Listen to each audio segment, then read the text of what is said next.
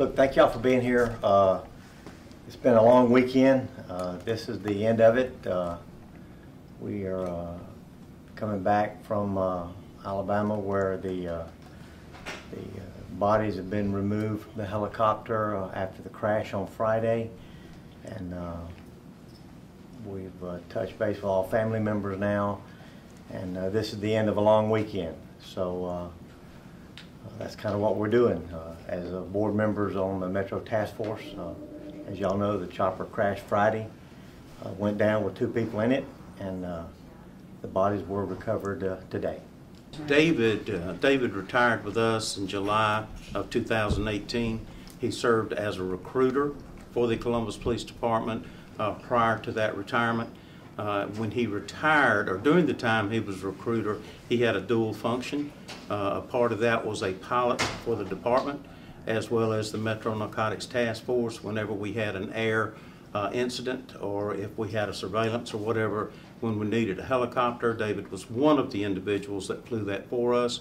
When he retired, he continued the relationship with the Metro Narcotics Task Force, and he was flying that airplane, or that aircraft, at the time that it went down in Lake Mitchell, which is the Coosa River in Chilton, Alabama, which is Clanton, Alabama. It went down Friday afternoon, as the sheriff said, around lunchtime with 2 occupants on board. And this afternoon, around lunchtime, divers were able to retrieve both bodies, which were still in the aircraft. Officer Hall has been positively identified by us. The second individual, we're waiting an identification from family members. Will NTSB, will they determine what caused the crash?